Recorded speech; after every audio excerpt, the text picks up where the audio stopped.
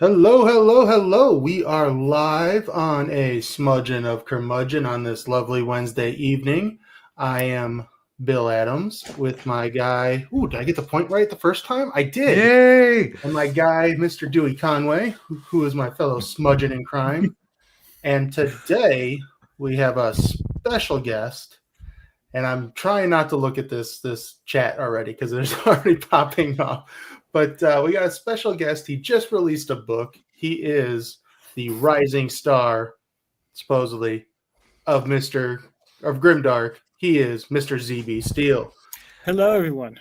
I'm leaving you guys muted because you guys are chaos. So if Bill or Dewey spots any particularly good or bad comments, I'm sure they'll let me know. Oh yeah, So, we'll let you know. Yeah, let's see who we got. We got a bunch of people in here. Okay, well,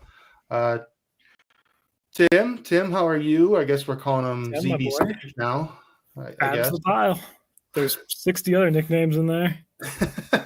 Well, I mean, it's like your character Redlin. He's got every name under the sun, so true. you got to have one, right? Yeah, we're both Dave's just as here. murderous, though. Well, that's Dave, true. my bald friend. Dave. Oh, George. What's up, George? Good to see you. Thanks for joining us. Mr. Ryan Skeffington, hello, hello. Thank you, Mr. Skeff. It has been surreal and awesome. Ooh, Dave's already starting off strong. Dave would know, unfortunately. The hairline. Mr. Roberti. How you doing, Mike? Got a lot of people here. Wow. Yeah, we got a lot of people. We can't. Very nice. Molly's here. My biggest Indian in the world. If we could go ahead and get her out now, that would be perfect. See, we already talked about this. I think Molly's good people, so she could stay. I have the button here. As wrong as she is, you know. Birds of a feather. Hey, Ganesh. My boy. Pippin Took. How you doing? Thanks for joining us. All right, so, where are we going? There's more people. No. Oh yeah, Julia's here too. Hey, Julia. Julia, how are joining us? I'm not gonna be able to keep up with this chat. This is going strong. So, okay. So for those of you who have not seen our show before, A Schmudgeon of Curmudgeon, we start every show off with what we call the Schmudgeon scale or the Curmudgeon scale. So, Dewey, if you do the honors for us. I certainly will. Let me pull it up. Yeah. Okay. He's a professional, everybody. I am a professional. I have it ready to go. Here's our curmudgeon scale. We rate ourselves on how, usually about the day, but it can blend into the week if that has been affecting you. But you're gonna rate your scale. 0 being slightly grumpy, like miffed, to 10 being I'm ready to go nuclear war here. So we have 3 of us here, little pogs to move around. He doesn't know what pogs are. I had to explain them what pogs were about a week ago. He's too young, Dewey. You can't call him pogs. I mean, those things were in 1975 or something. That's 1990s. Sorry. Your birth decade. Yeah, no, in 1975 we had marbles. We were flicking marbles. What the hell is a marble? Yeah, there you go. See. All right. So I'm going to start with you, Z. Where are you? See, to be honest, I'm at a 0. My life has been fantastic over the last 2 days. Oh my gosh! Actually, I lied. Can you move me to a 1 because I forgot Molly is here? Oh, so that has moved me up. But other than that, yeah, I'm good. I'm rock and rolling. I mean, I was about to delete you. Just if you're a 0, I'm not even putting you on here. Here we go. Yeah, 1. I mean, a pog. What is a pog? Oh my gosh! I should have tried. I wish I would have found them so I could show you in person. Before we jump in, but Nick, how you doing? Want to say hey? And I know you can't stay long, so. Well, Nick, let's see. Happy anniversary of dating your wife for 8 years. Oh yeah! Don't let her go. Happy anniversary! Hold on tight. Yes, very happy anniversary. Shane, how's it going, Shane? Thanks for joining. Oh, it looks like Mike's having a kind of a rough day. Here we go. Yep. A good 9.5 the last 3 days. Oh, I'm sorry, Mike. Well, you know what? Poor Mike. I'm gonna beat you. No, I'm actually a 9. I have room to grow. My week has just been so busy and nuts, and I'm not in the best mood. But that's okay. I'm here. I'm smiling. All right, Bill, where are you? Smiling my butt. I am probably around an 8. Not too bad. Oh, okay, yeah, Not that's terrible. so I mean, I bad. had to pick up my son from daycare because he kicked a teacher in the face. So, that was always a fun Dude, thing yeah. to do. You're raising like a Spartan over there? Or what are you doing? Well, I mean, got to be Leonidas at some point, right? Yeah, I mean, my toddler is shirtless all the time, so. Well, Oh my God. All right. Well, Bill, that's fine. You can be an 8. I'll be an 8. I'll be an 8. No, I'm going to stay a 9. I'm not. I might move up. I don't know. There's room to grow. I almost drew. Like I told you guys, I'm going to do a 15. So let's see how this chat goes, and that might affect some things. Uh-oh. All right. I'm going to stop sharing. Dave was on a scale. Wow. Oh no, Dave. Never good when Dave's on scale. Yeah. Wait. Ryan made a good point. You should probably be up some because Dave's here too. I like Dave. He reminds me of what I'm going to be 40 years down the line. So because Dave is here, it automatically goes up half a point. Is that what we're saying? Yep. We automatically go up. Okay, all right. No, poor Dave. Y'all pick on Dave so much. He's a good Mike, guy. thanks for joining. Thanks for joining, Mike. And good to see you. Go to bed. All righty, guys. So let's get to why you're here. CB, this guy. Yeah. Congratulations. Thank you. Yeah, it's been very surreal watching it get a lot of love from the community. So thank you to everyone who's tuned in. Thank you to everyone who's shared and picked up a copy and read it and all that, this, that, and the third. It's just really been a journey. It's been magical. Wow. Can you tell us? Okay, so for those that are joining who may somehow not be aware of this, yeah, rising star. Who doesn't know about the rising star? Tell us all about this. What's going on? What is Whispers of the Storm? Why do we even care? So there's a lot of fools out there who like to care, but Whispers of the Storm is a dual narrative, dual timeline, backwards narrative story about a man named Redlin who is a hero turned villain and is caught, imprisoned, and then on his way to the noose, he starts telling his life story and kind of his rise and fall of his life. And Whisper of the Storm is mostly about just kind of the rise, really. We see him dropped off as a kid at a military academy. And then from there, he kind of climbs the ranks a little bit, goes on some missions. We see some magic stuff. And that's pretty much it in a nutshell. If you like Grimdarks, Anna Spark, Patrick Rothfuss, Joe Abercrombie, no, he does not. There's no sleep. There are no tokens. Do not listen to Shane. Yes, Julia, you're the best. Yeah, that's pretty much it in a nutshell. Okay. So basically what you're telling us, it is a ripoff of Blood Song, Name of the Wind, and Interview with the Vampire. I never read Interview with the Vampire because I'm not 60. But the other two, yes. Oh my God. I don't know if you're ever going to be invited back to this chat. That's my whole goal. I want this to go so poorly that Dewey and you are both just on like the 12 and I'm never invited back. Oh gosh. Yeah, I have Interview up here. Nice nice thoroughly read book. Dewey's like, Dewey's okay, I just went up to 15 on the curmudgeon scale. That's no, it's funny. I haven't read Interview with the Vampire because I'm not 60. Oh my God. Okay. That's really funny. I love it. But Whispers of the Storm looks fabulous. I love it. But this, I could not find the copy that had those 2 quotes on the front. And those 2 quotes, I just couldn't find it. And so I really wanted to read them or to have you read them or something. But I can't see backwards? them. That was backwards. All right. Well, the legendary, incredible, if you're looking for the best prose in the world, it's Anna Spark. And she gave me a cover quote, which is just a dream come true. If you told me that a year ago, I'd have never believed you.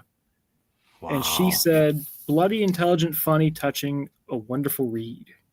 That's fantastic. And how'd you get her to do this? What did you send her? $5,000. I was going to say, how much did you pay for it? In cash. She wouldn't even take check. It was, I had to send a handler. You had to get a big old stack. Yeah, which $5,000, that was my whole author budget. So please buy a copy. So then I can, I don't know, Brand Sanderson I heard charges $20K. So that's next. Well, there's what charges $3 for anyone in the chat. Yeah, that's a little much. So cool. So what is the other quote on the cover? The other quote is from Dr. John Morrow, who's arguably my favorite reviewer of all time. He's incredible. He's awesome. And he called me, as people are well aware, a rising star in Grimdark. Oh, it's still backwards. No, we saw it. It flipped it for us. Yeah. So Rising Star in Grimdark, Dr. John Morrow. Wow, that's got to make you feel like out of this world. Dude, it's crazy. I can't believe it. Yeah. That's fantastic. So before we get into any questions or anything, Bill, do you want to dive into the I'm talking about serious question. Do you want to let's do the questions. Let's do a wheel. All right. So let's get some conversation going here and share my screen, my entire screen. There we go. Okay. So you should see this. Now let me explain how this works. Some of y'all who are 3 or 4 people that come every now and then realize that we have a spin the wheel. And so I'm going to spin the wheel, but we've started something a little newer. I did. And Bill, I haven't really told Bill that I'm keeping this on, but I think it was fun.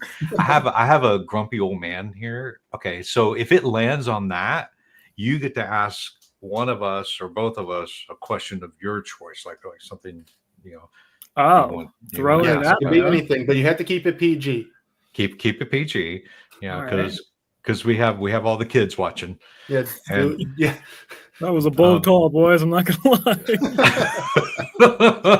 lie. So I'm going to spin it. Let's see where we land. Hopefully not on the old man. Big money, no whammies.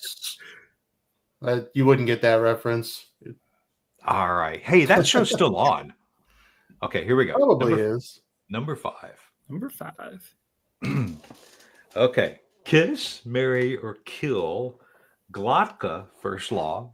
Kavoth, name of the wind, and Marith, empires of dust. These are your boys. Right. It's actually pronounced Koth, oddly enough. Which me and my dad did that for 10 years, where we were just like, cloth? Whatever? But yeah, I found out recently it's pronounced Koth, which is not how that is spelled. Never would have known that. Nope. All right. Who would you kiss? Who would you marry? Who would you kill? So I'm going to kiss Koth because you cannot marry Koth because he is an unfinished project. Boy, oh boy. I mean, are all of these? Well, Koth, he's not even a finished series. You can't marry someone not unloyal. That's true. I am going to kill Glotka because he's not even the best first law character, and those teeth would be a little rough to French. I hope that's PG. Yeah. And then that just leaves Marith because I have a death wish. Oh, is that what GIF is that on the bottom? It's Sleep Token. Thank you. Yeah. We almost went 10 minutes without it. I don't even know what that is. Because I'm 60. I don't even know what that is. What Sleep Token is. I keep thinking it's like a pog. I can just take a pill or something. I don't know. I'm not sure what a pog is, but just like pog, Sleep Token is better just left forgotten. Nobody know where they don't matter. Oops. Okay. Well, let's go back. Do you want to ask one more, Bill? One more. Oh, all right, because we gotta get into the show here. We are in the show, Dewey. We make the show. One. All right. Number 1. Let's see what number 1 is. I don't remember. Oh, who would win in a fight to the death? No magic allowed. Redland or Redcloak? It depends on which book Redland. Because if we're talking about book 1, I don't see him getting out ahead. But if we're talking about book 3, yeah, I would take Redland. Do you agree with that, Bill? Follow-up question. Is Redcloak Redland? Ooh. Not yet, but I am pinning down ideas as we speak. Hold on. I mean, it's got red in the name. Yeah, if you hear some scribbling over here, just ignore it. I want to be killed by this character in the next book for this idea. Done and done. How about a blissful life? You know, I feel like we don't have enough of that in the genre. No. Ethel, it doesn't matter. Okay. Well, as those people that are here might know, even though he is known for this new release, this is not his first book. That is He true. actually has, and I hope I got all three right. That is all three. Yep. Awesome. So right now, I mean, Whispers of the Storm is following up on An Inkling of Flame, which I feel like that just came out to a huge reception. Can you so tell us about it? Tell us about your books. All right. So For a Few Days More came out probably a year and 4 months ago, somewhere around there. It's my debut. It's very inspired by Sebastian de Castell's pacing and a little bit by Joe Abercrombie's characters, if that sounds good to you. It's multi-POV, follows mainly two main characters, Roth and Cynthia. One is a bodyguard with a dark past trying to do better, and then the other is a bandit really just trying to make a name for herself. And then the other two, like you said, Inkling of Flame, Whispers of the Storm, are related. Song of the Damned. If you haven't read my stuff, I'd honestly recommend starting with Inkling of Flame. It's a little 89-page novella. It's a good showcase of my writing style. Just like Whispers of the Storm, it's a dual timeline, banter heavy, a little grim, maybe a little happy. I don't know. What do you think? What do you think, Bill? Well, I didn't get through Inkling yet. Yes, you hate me. I forgot. Because I've been doing that readathon, so that's why I went straight to Whispers. I wanted to get that done before it released, one and two, because it needs to be over 200 pages for the readathon. So that's why I skipped there. But yeah, I will be reading Inkling of the Flame, and I mean, I got the gist of it from Petrick, that lovely review you got the other day that gave you that big old sale bump. Shout out to Patrick. I know what's in there, but there's no foxes. There are no foxes. Dave will tell you. My eye goes directly always when we're talking books and authors. It goes to the cover and it goes to the art. And I'm just looking at the variants of art here. Like I would say the first and the third mostly resemble one another. And they're great covers. And I would like you to tell me about the artist and who did them for you. But that Inkling of Flame really stands out. I love it. I love the stained glass look. Yeah. Fox. So I was just curious, what inspired that direction for Inkling of Flame, still because it still lives in this universe. Mm-hmm. So instead of going with a themed, art, from maybe the same artist. So what's going on with the art? I love it, but what's going on? That is an excellent question. And thank you for saying those nice things. For a Few Days More and Whispers of the Storm do have the same cover artist as you. That's a good eye. They do have a similar style. His name is Amari Blair. I met him on Reddit, weirdly enough. He is awesome to work with. He does really good illustrative work. I'm going to keep working with him. He's awesome. And then An Inkling of Flame, funny enough, was done by my sister-in-law. Oh. Yeah, which was super cool.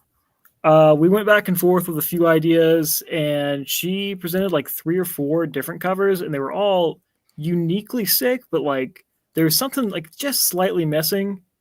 And An Inkling of Flame plays a lot with a holy crusade and religion wars and falling under a fox god in this one. So I was like, well, we could, like, do you think you could do a stained glass look? She was like, yeah, I'll whip it up real quick. And she came out with that, and I'm still to this day stunned by it. Yeah, it's fantastic. Yeah. I love it. Yeah. She nailed it. The fox on the front is very friendly. Like, so if I were to open this book, would I find a friendly book, or is this no? Yeah. But, okay. So this has been not a problem, but kind of funny to me, where once you've read the book, the cover fits rather well. Everyone who's read it will pretty much back that up and be like, it's actually kind of insidious. It's a little bit ominous after you've read the book, which as the writer of the book, I never realized it has a cozy theme ever. because I was so invested in the story and everything, and like the theme and the symbolism and everything. When I look at it, I still see like a hint of malice. And then the very moment someone was like, "What a cute cover," I was like, "No." Well, I mean, there's the irony, right? If you read the book and you're like, oh, and then you have to make that connection of how it really, it all works together. Anyway, I love it. I love the artwork, and I was just Thank you. Somebody noticing. had to say this one. Thank you, Tim McKay, for saying that. We introduced my son to that song the other day, and he won't stop singing. The box says, "Buy my books." That's what it says. Right. There you go. Yeah, I know. Anyway, but so that's always where my eye goes, is to the artwork and to how that speaks to the story. So great job. Yeah, thank you. I have zero artistic talent. People who watched my last interview can tell you that I got chastised as a child for even attempting. So it's been very cool to have someone else do it. Oh my goodness, that's a story. So what happened? So I was probably in second grade, and my teacher, Miss Fulton, gave us a project to draw your dream house. And it was a 3-week project, so we only went to art once a week. And I loved art. I loved art as a kid.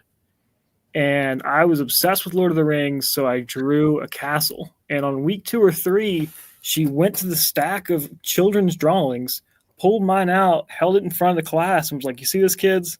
This is awful. Don't do this." Oh my God. Yeah, brutal stuff. Wow.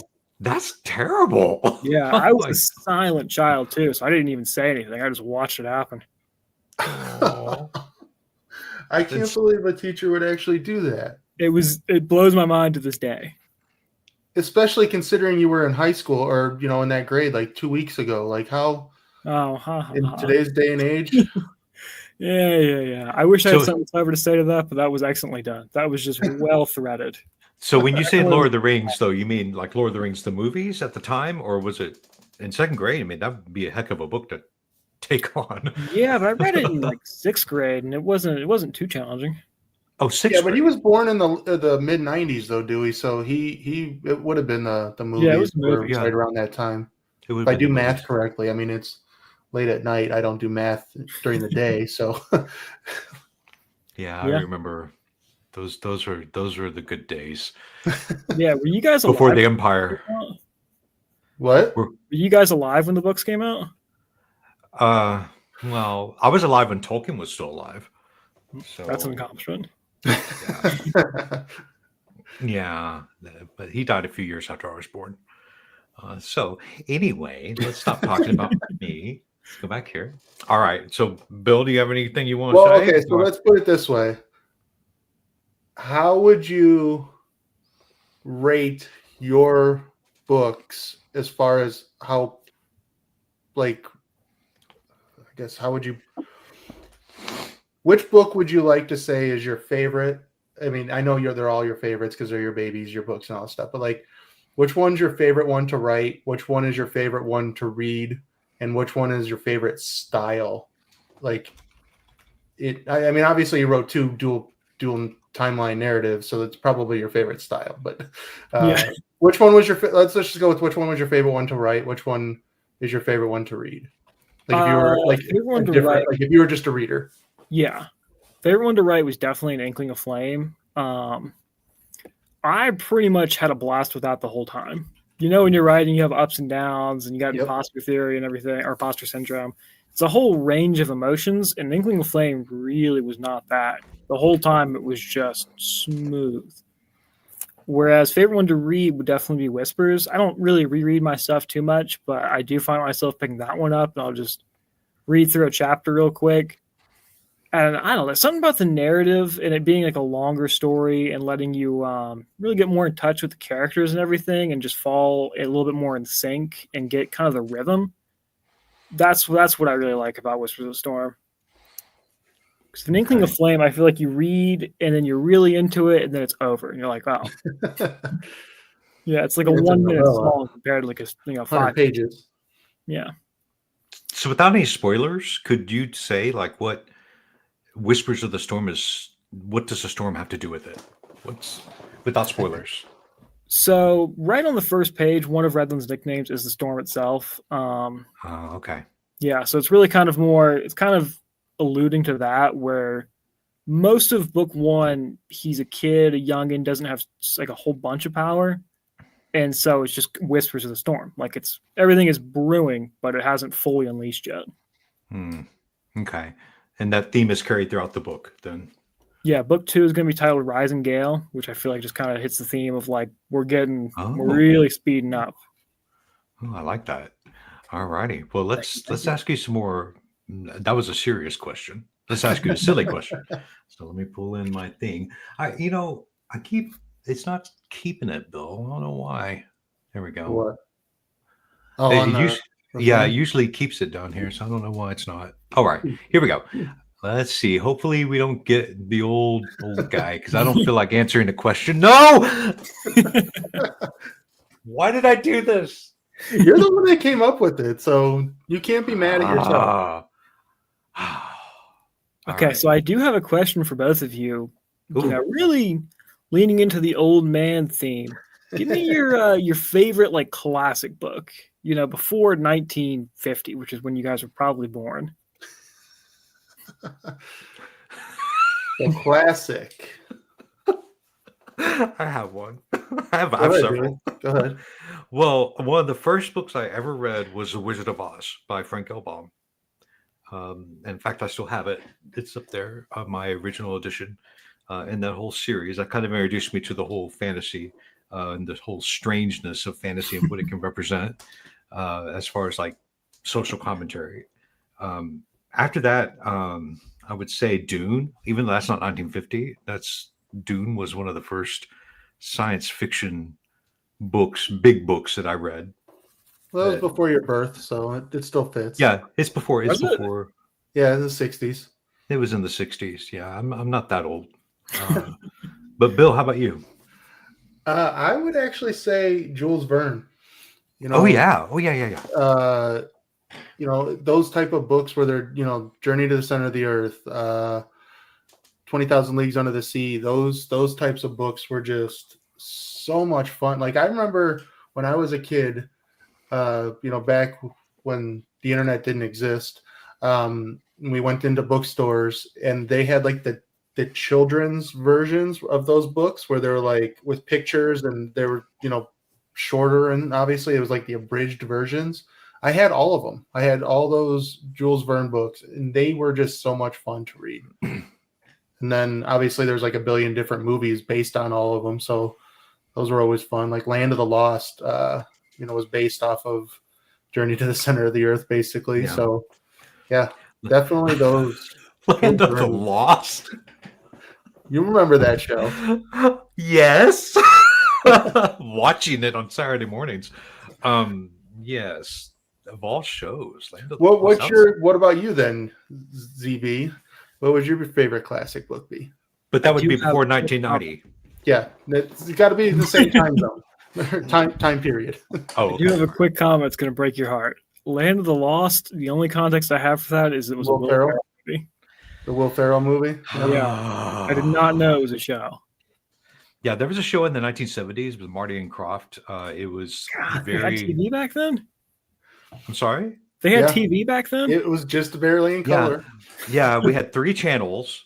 And then we had UHF, which had like 40 channels. And then you had these 2 little wire sticks that stuck out of the top called antennae. And you had to move those around to get the signal. And when you did...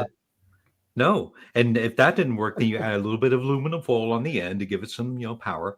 And then you got right where it was. And then all of a sudden, boom, Land of the Lost. You know, it was good stuff. And it was like the claymation style dinosaurs. Oh, it's awful. You know, did you ever see like Clash of the Titans, the original one? If you're asking me, no. I didn't know there was an original.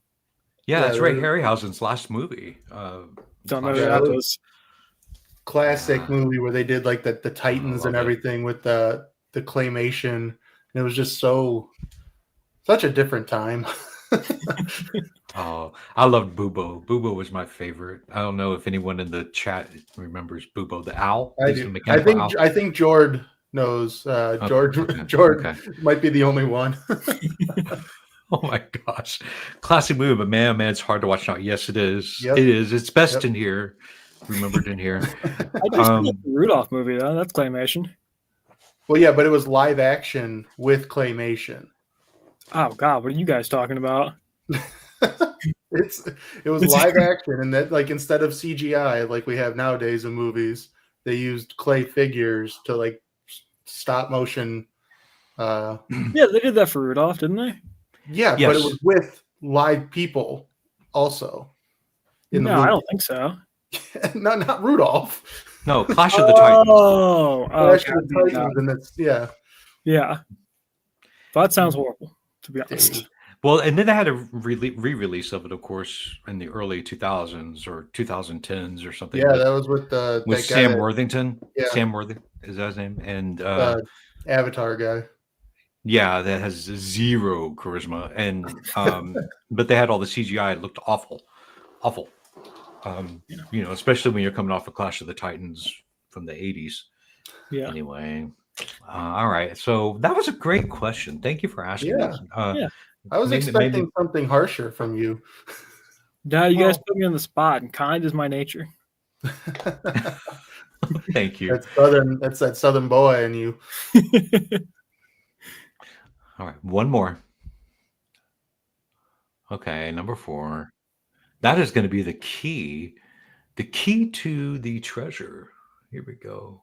If Vessel of Sleep Token offered you $1 million to tour with the band and stand on stage the entire concert in armor, would you do it? I would do it in a heartbeat just to piss off every Sleep Token fan I know. Can you imagine how jealous that would be? It'd be so perfect. It's like, what is Vessel like? It's like, I don't. Who's Vessel? It would be awesome. So I don't know any of this. What is Sleep Token? Can you describe? Because there's got to be people in the chat that don't know what Sleep Token is. At this point, I don't know if they do. So, Dewey, I'm with you. I had never heard of this band like 6 to 9 months ago. And you know Spotify Rap Day, where like it gives you all your music stats? No. Okay. Well, Spotify is a music app. Do you know what an app is? What's that? Is that like that thing that you press on your phone? Yeah, you got it. Yeah, it tells you the weather and stuff. Yeah, it turns it on or something. Yeah. I don't know. Well, there's a Spotify app that plays music, and at the end of the year, it gives you your stats, like minutes listened, most listened to artist, most listened to song. And everyone on Writer Twitter was like, "My most listened to artist was Sleep Token," and so stupidly, I tweeted out, "Who the hell is Sleep Token?" And now every day, multiple times a day, I will get tagged in something related to Sleep Token. I don't even really know who they are. You did it to yourself, friend. It's just I asked one question. That's the thing about social media. You're innocently asking a question and everybody piles on. It's like, what? I just wanted to know. And then now that's what you're known for. And yeah, it makes you want to just delete your account, but whatever. Which I can't do that again. I've already done it once. All right, stop sharing. There we go. So yeah, I mean, thank you again for asking those questions, because I was like, I had to think back, and now I'm thinking of all the other books that have influenced me. But I keep thinking mostly comic books. So I don't know. It's mostly influenced. Give me your favorite comic book character too. Okay. Well. This turned into an interview of Dewey on. Fine, I'll be very quick if that's okay. As everyone who might know me, which is like 2 people, I like Bone, which is Jeff Smith's Bone. So Bone the character, and I do like before ZB's time. Maybe. Never heard of Bone. I hate to do it to you. Never really? heard of it. No. It's He good. sounds DC, but I really don't know. No, he was. It's a long history, and since I'm not allowed to talk, I'll go ahead and just keep going. I was a big Marvel fan back in the '80s, so I enjoyed X-Men, Uncanny X-Men. So anyway, that's it for me. Bill, how about you? I really wasn't a big comic person, shockingly enough. But the ones that I did read a lot of and have a bunch of are Ninja Turtles, the Eastman Laird ones, the classic ones. The violent ones. Yes, the good ones. No. And, Those when they just did that last Ronin one, those ones, oh, that's so good. Just recently came out, the last Ronin. They're making a movie of it, supposedly, which could be good if they make it adult. So let's talk about being the rising star of Grimdark. Dewey's like, let's get back on track here. Yeah. This is not Bill and my interview. This is your interview, and we want to know about being that rising star of Grimdark, and if you agree with that. Like, what I write, is it classified as Grimdark? Yes. I don't think there's much question about is it Grimdark. Especially because, in my opinion, it's not really up to you. Like, as the author, you don't really get to pick what genre you're in.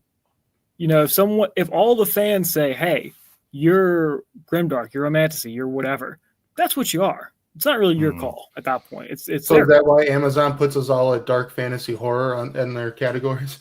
Yeah, it's not the fans. Actually, I lied. It's all our overlord. Bezos makes the final call of what genre you're in individually. Yeah, he looks at each book individually and decides it. It's never seen before. And so, for you, then, what defines that? What defines Grimdark?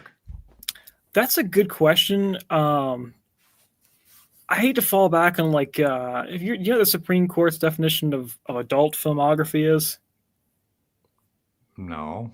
So the way they define that versus general nudity in art is you know it when you see it, which. Oh. I hate to fall back on that answer, but you do know it when you see it. Like, what's the difference between, First Law and something like, I don't know, the God's Blood Tragedy? I don't think the God's Blood Tragedy is a grimdark. I think it's dark, but not a grimdark. You know what I mean? Yeah. And there's just something about it when you feel it, when you're in it, when you're in the world. If you feel a little grimy, a little dirty, you need a shower after, then yeah, you're probably in a grimdark book. Okay. But I always hear that grimdark is... it's the kind of writing where it ends on a down note, or like, am I wrong with that? I would personally disagree with that. There's a lot of grimdarks with decent endings or like kind of happy. Like For a Few Days More actually has a rather, not to be spoiling, but like a little almost cloyingly happy ending. Yeah. Okay. Yeah. So some people say grimdark is the absence of hope. I disagree strongly with that. I think if your book is a grimdark, it actually needs those strands of hope to really keep the characters going. There's just something about being in a gritty, dark world where all the characters are gray that really interests me, and you only see it in grimdark because that's it's real life. Like in this, maybe in a Sanderson book, you have a black and white hero and a black and white villain, where the villain's always evil all the time for no reason other than power, money, or whatever. Whereas, it's something like First Law or something Anthony Ryan wrote, maybe the bad guy or the antagonist, for a better word, just someone who had a bad childhood and is now trying to never have that happen to them again. Something like that. So a little more relatable, I'm guessing? Like Okay. Because I hope no one can relate to my books. That would be traumatic, and you would probably need therapy. Yeah, I mean, especially A Few Days More. I don't think you want people to. Cynthia is, yeah. Let's just cold-hearted. Without spoiling some things, Cynthia is something else. Let's say that. She's just a little stamp. So when you're starting to write your books, then you're not going in going, "Oh, I'm going to write a grimdark book." It just happens, right? It just, the story just happened with you. Like most of us, when we're writing stories, it just happens, and then all of a sudden afterwards, it's like, "Oh, I want this." Or did you go in intentionally making this? I would say I did seek out to write a grimdark book. Yeah, I mean that's always what I've been more drawn to is the dark fantasy, especially nowadays. Like every once in a while, I'll dip a toe into the YA or just even the epic, but mostly 80% of the time in the dark. But I will say, Bearded Beast, my dog. I will say on that note, though, it's weird that themes find me. I'll go in trying to write a theme, and they find me themselves. Like Whispers of the Storm has a decent bit of men's mental health in particular. And I didn't go into that book with that in mind. It just kind of developed. And For a Few Days More kind of had that with redemption. And An Inkling of Flame is the only book where I went in with a theme in mind of like found friendship and like boosting up someone down low. And then, but most of the time the theme finds me. So before we get, I have a question to follow that up, but I don't want to get it lost. Ryan's got a question for you. You were tasked with overthrowing a nation and destabilizing a government. Which of your characters would you send to get the job done, and why? If magic is allowed, then I would say Redland. He's got the tools to get the job done and the anger to get it done. If no magic is allowed, I would say Cynthia, because Bill, you could probably attest, like Cynthia's she's a rising star herself. I mean, she was like the first rising star in your life, right? That's what. Yeah, I actually really like Cynthia. It was she's a good character, and she went down a path I didn't expect, which was kind of nice. So that kind of leads me into the question that I wanted to ask. And Dewey likes to ask this question too, but Pantster or Plotter, or a mixture of both? Kind of a mixture, but probably not in the way you think. So Whispers of the Storm, Song of the Damned, all that. Whose beard is best? Dewey, I'm gonna have to give it to you because you got the whole like 3 colors going on, kind of. Whereas Bill, you're on your way though. Mine is, you can't see it in this light, but mine is very gray. I can almost see it at the bottom. Yeah, it's almost. But to your original question, Pantser or Plotter? So For a Few Days More and its sequel, which the first draft is done, is essentially entirely pantsed. I pretty much wrote some characters, got the ball rolling, built the world, and then after the first couple chapters had happened, it was just let them go. What would they do in the situation? How is that negatively going to impact people around them? What are they going to do as a result? And that's why you'll see like kind of a high kill count. It's like, oh, if they start a fight that they probably aren't going to win, so people are probably going to drop. That's probably not good for y'all. Yep. I mean, I was quite impressed with the death count in such a short book. Yeah, I mean, you got to keep people on their toes. Like, not to keep picking on Sanderson, but like if you have a book where none of the characters die ever, and there's, let's say, 5-10 fight scenes, what do I care? I don't know. The good guys won again. Yippee! I'm not on the edge of my seat at that point. I brought it up. I don't remember when we were talking with Nick. I think I brought it up. The Game of Thrones finale. Did you watch Game of Thrones? I did. That last season when the White Walkers are attacking Winterfell, they're all surrounded, like Mormont and all of them are like on top of the building and they're surrounded and none of them died. Like, what the actual hell? Like, you can't plot armor something that drastic you built up and then they all just die, and the only person that dies throughout the whole thing is Greyjoy. Like, what? Like, we could talk. That. That's not real world. About that whole season. Yeah, I mean, they screwed that thing up badly, but but that's the point that I'm trying to make is like, you can't have plot armor so bad. Triple B, God, you got me off my thought process. Okay, I'm blushing now. You're making me blush. Yeah, Dewey, I can't look at you for too long because my mind just goes like, the angels start singing. Oh my God, I had a question now. I've forgotten. Oh my gosh. Oh, I know what it was. Okay, so Whispers of the Storm is an academy book. Like, you have an academy in there for the front half, yeah. Okay, so when you're talking Pantser and Plotter with something like that, did you have to plot, do a lot of world building and plotting? Yeah, that's a rather plotted out series, just because it's dual timeline stuff. There's a lot of foreshadowing in there, so the whole plot is scoped out, it's mapped out. I have to follow it pretty much to the letter, because Redland will say things like, "Oh, this eventually went to hell," and then it's like, oh well, if he said that, it has to happen. Yeah. So it's been a little bit of a challenge balancing both of those. Now that I'm in book 2, it really has been kind of smoothing a little bit, like or sailing a little bit smoother, just because everything's kind of flowing as it should. So do you write it in chapter order, or do you write? Order. Okay. Yeah. And so as a you'll writer, jump, like when the present day interlude, you'll write that after writing the previous chapter in the okay. Yep. So Bill has this big brain where he keeps everything in his big brain. head. And I said big brain. And no, I big head. Don't worry. Okay, all right. Runs in the family. And so for me, I forget things, so I have to write everything down. I'm a chronicler in that fashion.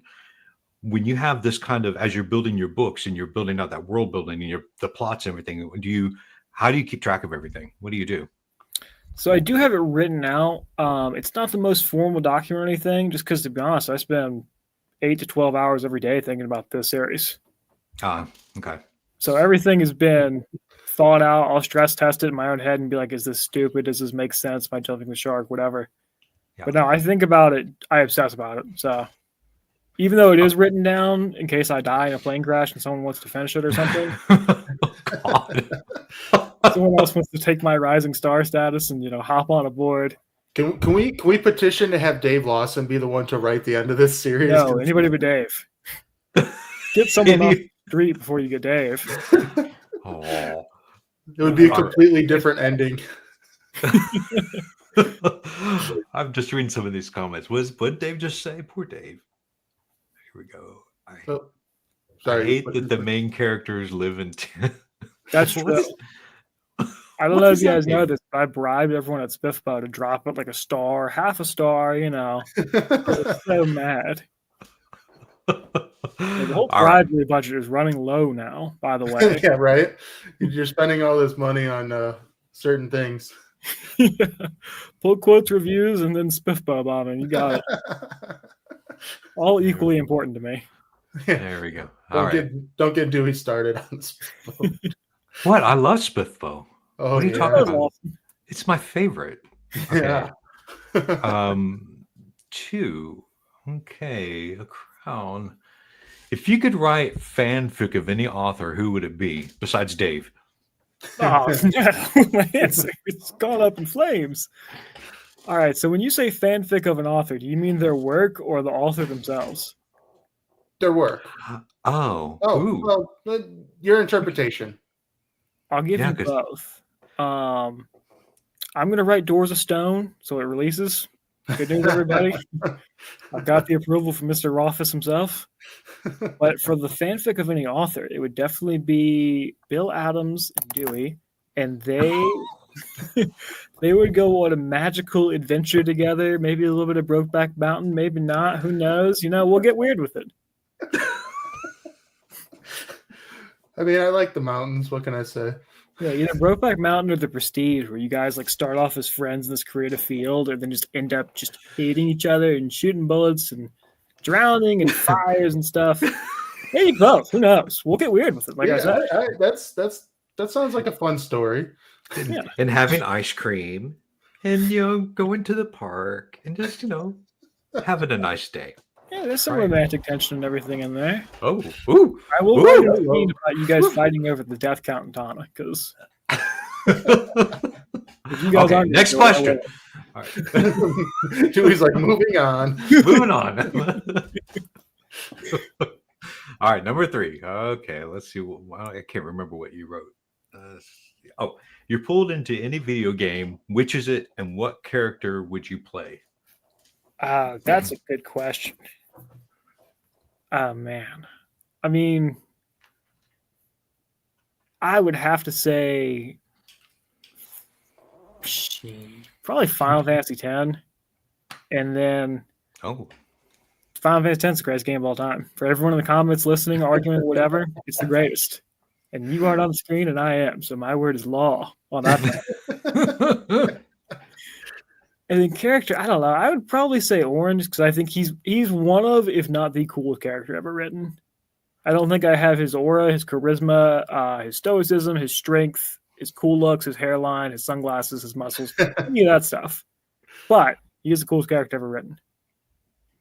He's Okay. I did. We talked about this in the chat earlier this week. I think they need to make a Jet, Oron, and what's the other character? Nebraska. Yeah, that would be a great prequel game. They missed the trick there. Yeah. When they announced Final Fantasy X2, I was so excited. And then it was girls in bikinis doing songs, and it has its own charm, of course, but that's Greg's favorite game of all time. That's just because of that opening. The pop star. Greg was like, my life has changed forever. Well, so being that I'm going to get us back from Brokeback Mountain to the seriousness here. Go down the mountain, huh? Coming down the mountain. Ooh. Yeah. Dewey. It's getting hot in here, Dewey. Okay. Being an indie author as yourself, like having to go through this whole process on your own. You don't have an agent. You don't have a whole team behind you pushing you along. You're doing this all on your own. This is your third outing. So think back to the first one and that whole process of getting that one out. Have things gotten simpler? What's the process for you to get books actually out there? Like, is it yeah, just tough? I would definitely say it's simpler, mostly because I'm just sticking to a routine now. Like, I think you guys have all, when you're writing a book the first 20, 30 times in your youth and all that, you don't really have a routine. You kind of just like, I'm passionate. I feel the lightning bolt of inspiration. I'm going to crank out 4,000 words. And then you spend 3 weeks not writing and you're like, what was I writing? I'll write something new. Yep. So For a Few Days More was actually a project like that I had abandoned. Like, I got the spark of inspiration and was like, oh, this is cool. I'm writing blah, blah, blah. And then I had totally left it behind. And my daughter woke up at like 2 or 3 in the morning screaming, whatever, got her back down pretty quickly. And then I was kind of up for the day.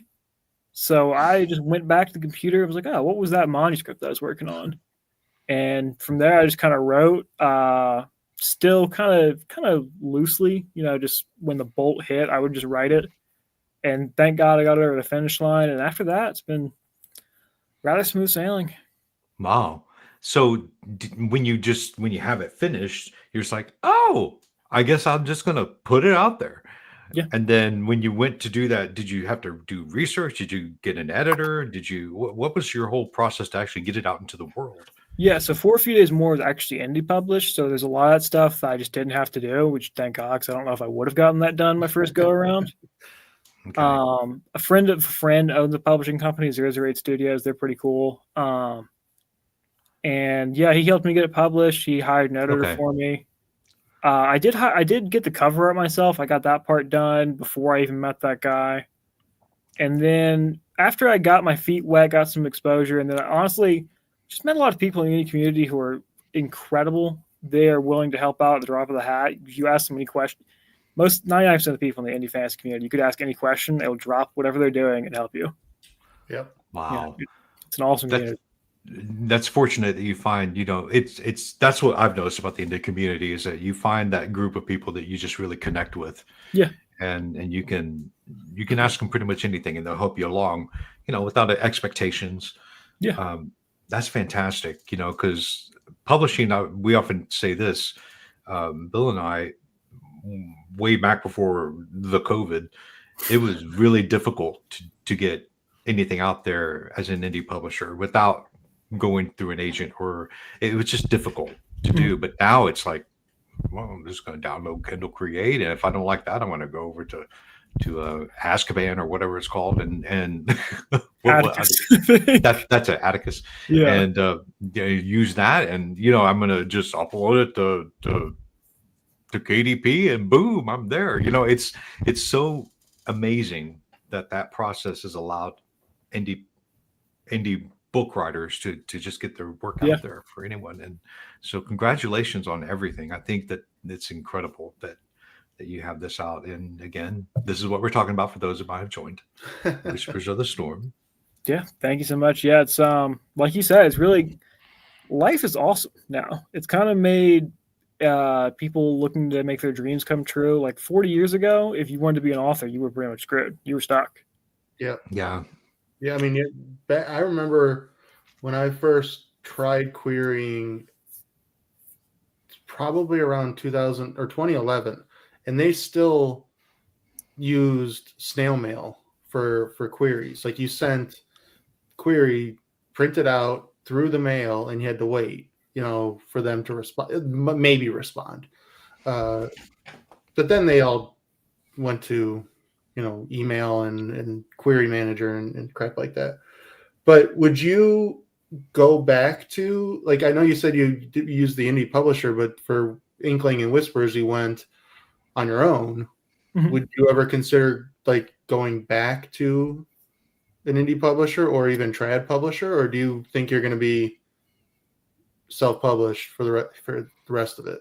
It does depend on budgetary constraints because they're willing to cover the upfront costs and everything, and I'm broke, so depends on how much Whispers makes. If I can get that to cover the next book, then yeah, I'll self-publish it. There's a lot of stuff you can do with self-publishing, like you can make the set if on a whim. I want to make the book free today. You can do it. Yeah. You want to pull up your reports 40 times a day? Yeah, go for it. You can do whatever you want. So there's definitely pros and cons to both. If I can afford it, I'll probably just keep self-publishing. But we'll see. See where the winds take us. So with you, I mean, let's be real. You've had a hell of a week and gotten a lot of hype. A lot of people are loving this book, which rightly so. I mean, I've read it. I think it's fabulous.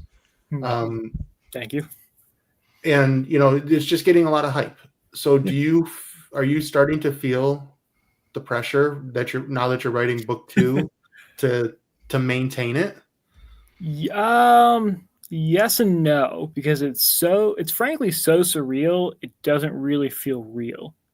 I look at the numbers, so a year after I was published, I had 23 ratings on Goodreads. Yeah. Last I checked, I have 99 within 3 months of dropping Inkling. And those numbers don't really compute in my head. It's like when someone explains why if you shuffle a deck properly, you'll never have that combination again, ever. Like those mathematical numbers just don't make sense to me. So I do feel it. I feel there's a lot of excitement in the air.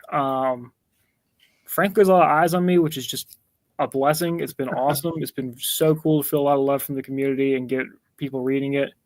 And just seeing even just random strangers reading it, which is once again, just a blessing. It's the coolest thing on earth, right? Yeah. So yes and no, because I mean, granted, it's only been a couple of days, so it's not like really settled in, probably. Yeah, it's definitely, it feels real, just very weird, in the best possible way. So I'm just riding the wave, trying not to let anything hit me mentally, and just keep going. Yeah. Good. We used to say, I don't want it to harsh my buzz, man. But that's another phrase from the 50s. I didn't even know they had English back then.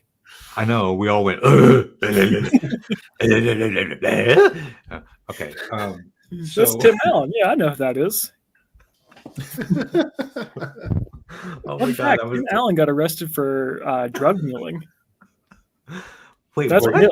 Yeah. He was coming over the Mexican border, I believe, with many pounds of cocaine, and got arrested, and then ratted on his gang, and then became a TV star. You can fact check that. Look that up. Really? Wait. So who is this? Tim Allen. Yes. If you don't believe me and look this up, and then I'm right, you do have to buy a copy of one of my books. Wait. So Tim Allen back in the 80s, right? It was not. This wasn't recent because this was no. This was before his TV career. Yeah, he got busted for cocaine. He went to jail for 3 or 4 years. Did he go to jail? I thought he just skated. No. He was a convict. That was part of his. When he did he was a comedian. And so when he did his tour, he would always make fun of that. Being in jail. But this is before Home Improvement and all that. Did not know that. Yeah. The more you know. The more you know, rising star. That's I have no That's- idea what you guys are talking about. yeah. It's well, it's one of those things. You I was never gonna watched the G.I. Joe show? G.I. Joe. The action figures? Yeah. They had a show? Yes, they did. my head. They had a show. It was pretty popular. We're talking about the Yeah. action figures, right? Yeah. Yeah. And they used to do at the very end of it, they would at do the very end of the episode, it was like a teaching moment thing, scene with the G.I. Joes. And then like at the end of it was the more you know. Yeah, it was like Duke came out and he would it'd be some little kid on the playground. They were fighting or something. And Duke would come out and say, "It's not nice to bully you. The more you know." And yeah, we're talking about like army toys. Yeah. G.I. Joe. You guys say so. I don't believe this. I have to look this up. But they made a movie, right? Like a couple of years ago with Channing Tatum, and I vaguely recall there was a Snake Eyes one or something. Snake Eyes was a character. Yeah, I think on the show. My head, ow. Yeah. Well, Barbie movie. There was no Barbie show though, right? There have been Barbie movies yeah. I mean but no, G.I. Joe was an actual show. G.I. Joe and Transformers. So it was both Hasbro, and it was back in the 80s, and it was by Sumbo. That was the name of the production company. Transformers was a show too? Oh yeah. There's been so many Transformers shows. Like even been a bunch of movies recently. Oh, the movies are no, not the movies. Yeah. We're talking cartoon Optimus cartoon. I think you guys are just listing toys and modern movies and calling them TV shows. I don't think this is true. It is. Look it up on that internet box you have. The internet box. So and the Transformers movie, which came out in 1985, was Orson Welles' very last movie role. He's not going to know who Orson Welles is, Dewey. Sure you do. You know Orson. No, he's not. Is he 1984? Is that him? No, that you're thinking. You mean the book, 1984? Yeah, he's the author of that. No. Dewey's like about to die. That's George Orwell. Orson Welles. He was a very famous movie actor, very, very obese. He was the one that did War of the Worlds. He was the one that read the radio play War of the Worlds. Remember, Bill? Yeah, I know. You're talking. I know, but yeah, I know. I'm asking you because I know you know, and I'm trying to get some validation that this is real. Not made up. Chris Farley. No, we're not talking about Chris Farley. No, yeah. Yeah, I don't have any idea. Rest his soul. Yeah. I loved Chris Farley was funny. Chris Farley was very funny. Yeah, I remember when he died. That was sad. I was like, really? He's dead? And yeah. Anyway, let me stop sharing. We had one more question, but we probably need to get off soon. No, let's answer that question. I want to know the answer to this question. Okay. I'm just let's pull it up again. I always have to turn it off. All right. So I'm gonna spin it. What's it gonna be? All right. Top 5 Tarantino characters. Go. That's a good question. I got Mr. Pink at 1. Mr. Pink is just incredible. Okay. Jeez. Man, I forget his name, but Samuel Jackson, Pulp Fiction's at number 2. Okay. Let's go with. Damn, this is a tough question. I'm going to go with probably Kurt you can Russell. go with the ones he's also written too that he didn't direct. I'd have to look at his list. I don't have it memorized. True Romance, which never saw that actually. Best Tarantino movie in my opinion. Even though he didn't direct it. I never even saw it. What about Natural Born Killers? Nope. Okay. Oh. Okay. What about the Kill Bill with the bride? Yeah, he directed that, and I don't know. In my opinion, Kill Bill is his worst work. I do not love. I do not love Kill Bill. Oh, okay. Yeah, I would go with probably Kurt Russell in Hateful Eight. Oh, I don't remember his character name in that one. John Ruth the Hangman. Ah, Yeah, that's it. And then probably go Django at 4, which is a little bit of a cop out, but man, that guy rules.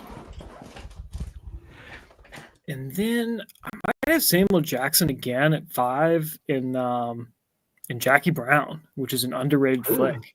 oh, yeah. ooh. Yeah, I hadn't thought about that movie in a with- while.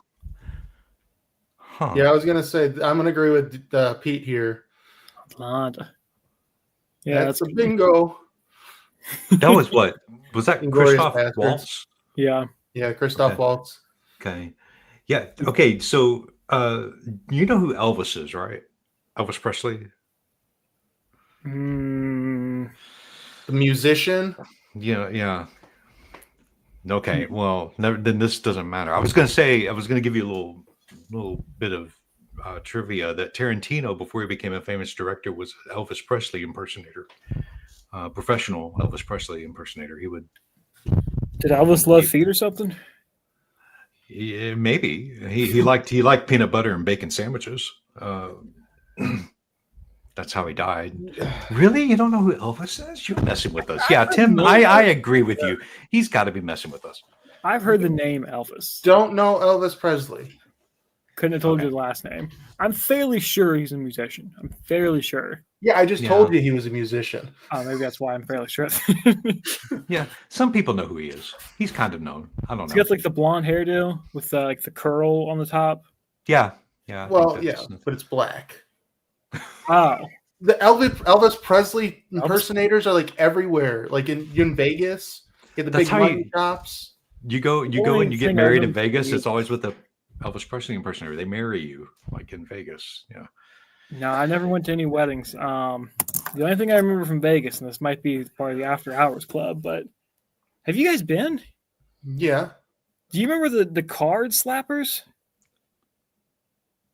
Okay, so when I was there, they had like almost like playing cards or Pokemon cards or something. Do you guys know what Pokemon cards are?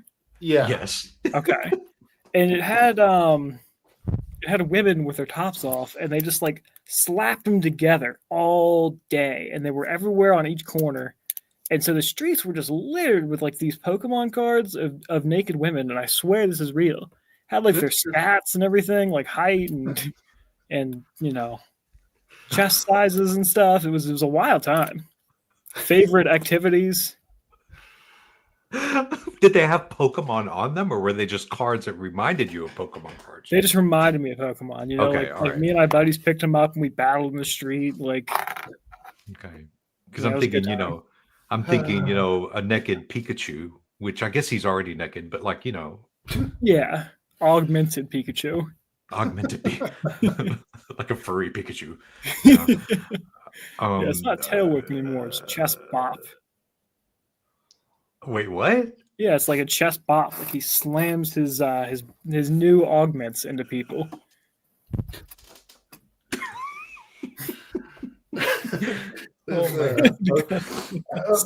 Let's I don't want to end on that note, boys. Don't do that to me. I mean- want to end with the idea of Pikachu slamming some big old boobs against people. well, no, I'm still hung up on the fact you don't know who Elvis Presley is. Like this just I boggles my can mind. kind of picture him. He was a musician with black hair. I'll pull up a picture.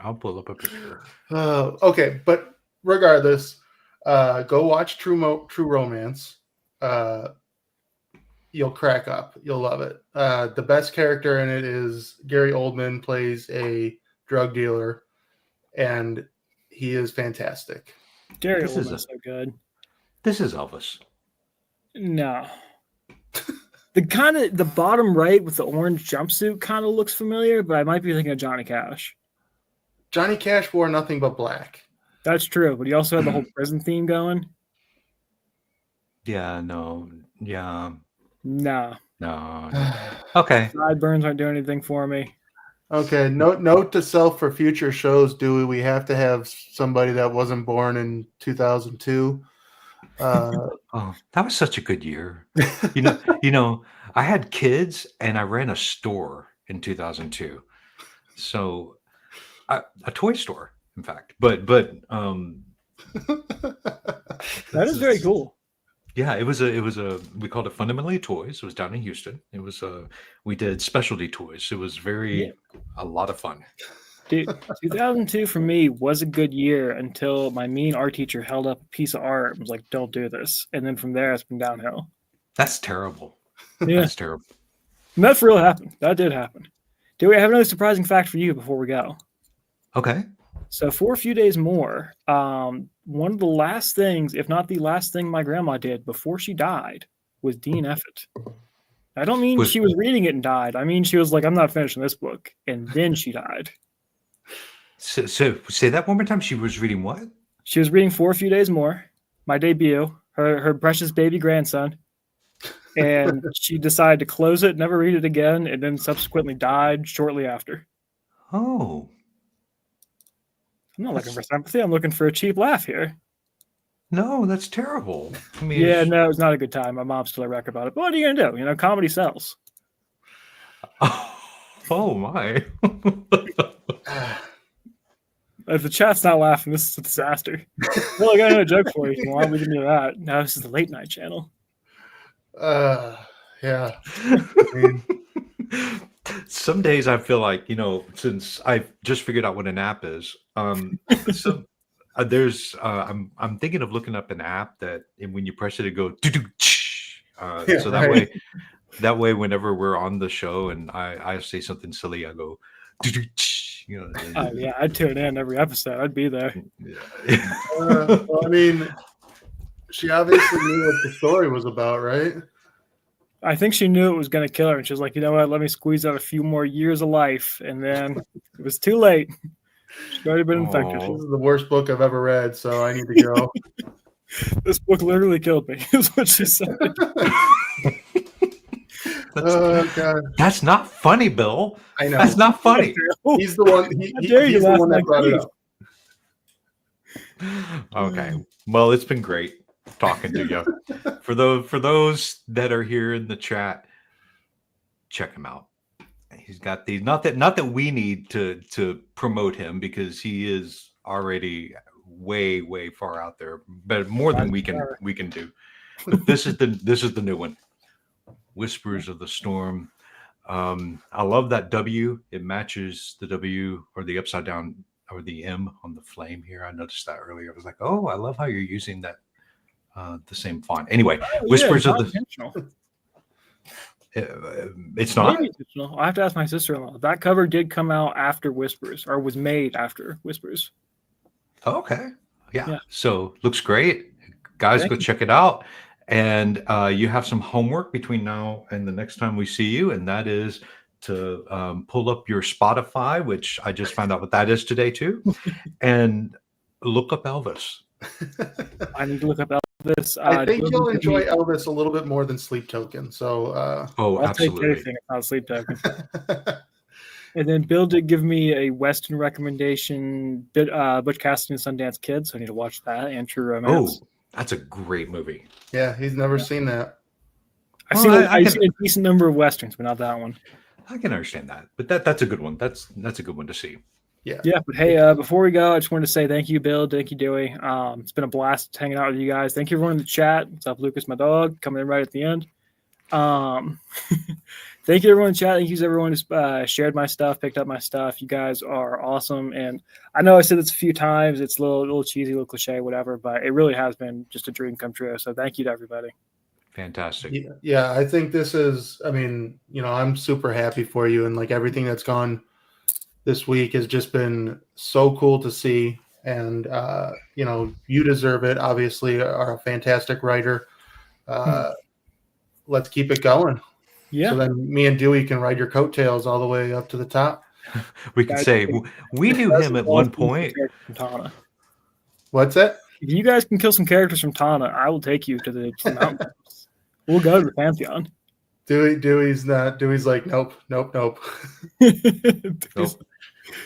won't let me. Yeah, no. All righty. Well, good night, everybody. Thank you, Thank you for ZB. joining us, ZB. Thank you for coming on. Dewey, did you link it all in the link below? Everything's linked in our in the description for the video. Linked. I put it to your website, so you need to make sure Whispers is on your website. Everything's there, but go there and get it. But Well, yeah, but you know, that's very shortly. yeah, fantastic. All right, goodbye, everybody. Good night. Thanks for everybody. coming. Everybody, thank you for joining.